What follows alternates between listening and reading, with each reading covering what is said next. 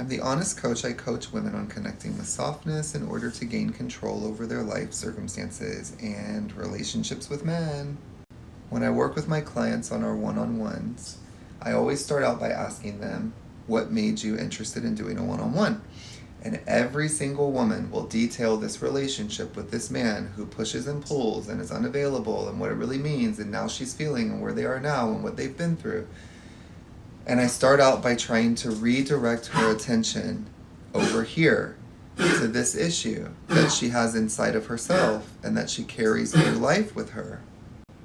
And I'll have a little breakthrough and then her attention goes back to him. And then I carry on and we redirect the attention back over here to this abandonment wound, this abandonment wound. And eventually, I would say like about 30 minutes in, it clicks and she'll start laughing because she realizes that over here is really the issue and now she knows how to correct it. And then she also has tools on how to improve communication with him, but she realizes that so much of what she's been reacting to, it isn't what she thinks it is. It's not so personal. It's the volume of how he affected her, his behaviors, his push, his pull, all that stuff. The volume turns almost all the way down. I say often that when you're in your nice girl mode, you are going to take so many things personally. The volume of the world is very loud, and you have no volume for yourself. So I teach connecting with yourself. And what I wanted to say was, it's interesting because your lens of reality is so firmly established within you that even when I come here on TikTok, I talk to you about your relationship with him. Why? Because that's where your attention is. I'm trying to get your attention where it is. Hey, look, I understand why your attention's on him. And then I gently redirect you and say, this is what's going on. And don't you see this? And don't you see this? And don't you see this? And then you say, oh my gosh. I have people come to my brain, I can feel my brain change. And oh my God, your videos are like, I've never looked at things this way. Right, because your reality is so established and you take it for granted. And it actually isn't reality. So I come here and I drop a little piece of medicine and I say, oh, he's allergic to closeness and he does it with everyone. It has nothing to do with you, even when he's telling you that it's you. It has nothing to do with you, and he'll do it with everyone. He did it with people before and after, and it doesn't matter the degree of closeness. He does it with everyone in his life to a certain degree. He's not comfortable with closeness, and now you go, oh my gosh, that's right. Well, that takes a huge chunk out of that belief and reality that it was something to do with you. It wasn't something to do with you. And so we have to start shifting what's really going on. So this is the point of this video. Connecting with yourself is what heals. So we want to start connecting with what we're feeling, but you're not always going to know how to connect to yourself because you've lived your entire life disconnecting from yourself so you can stay connected to somebody who's disconnecting from you. It's so warped. And like your experience of reality and your experience of the world and your experience of yourself is so distorted because of being in very close relationships with caregivers, now repeating with lovers, that were unable to love. They could not love. They could only be in relationships where they had total control. And so they utilized any tool they could, and they used the same tools to get control. Annihilation, abandonment, criticism, triangulation. We talk about scapegoats and golden children, and like they all do the same things. And it's all geared towards what? Having control over you so they don't have to feel like you're ever going to be able to get away from them because they have an abandonment wound. But instead of keeping people with them by treating them with love and tenderness and respect and care, they just get control over them. So now you can't leave them, but you don't want to be with them.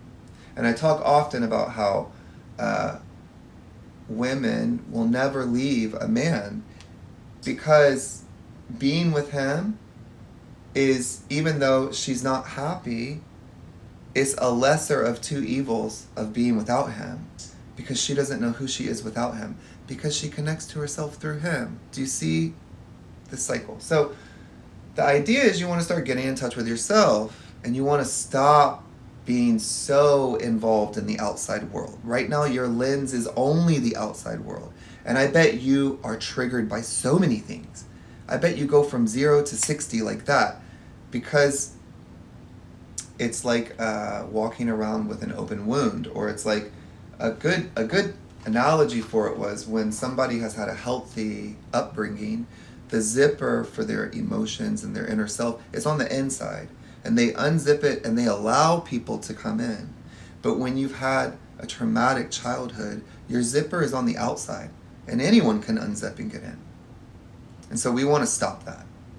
We want to make it so that you're connecting with yourself and you're leaving everybody else alone. That's why we accept that the way he's treating you is not making you feel the way you want to feel, so you just leave him alone. You're never going to be the kind of person who blames and gets angry and holds grudges. You just want to love him, and that's not a good thing. So you need to see that he's not a good person to be involved with, because his behavior and his actions are not making you feel the way you want to feel, so you leave him alone. And now what? Now you sit with your loneliness. And we start connecting to ourselves. We don't know how to connect to ourselves. Start here. This is the one that I always recommend. What makes me comfortable? What makes me uncomfortable? What am I feeling right now? Well, I'm feeling, and you can say all the bad feelings that you're feeling. Okay, those sound like uncomfortable feelings. What would make you comfortable? I want to feel this, and I want to feel this.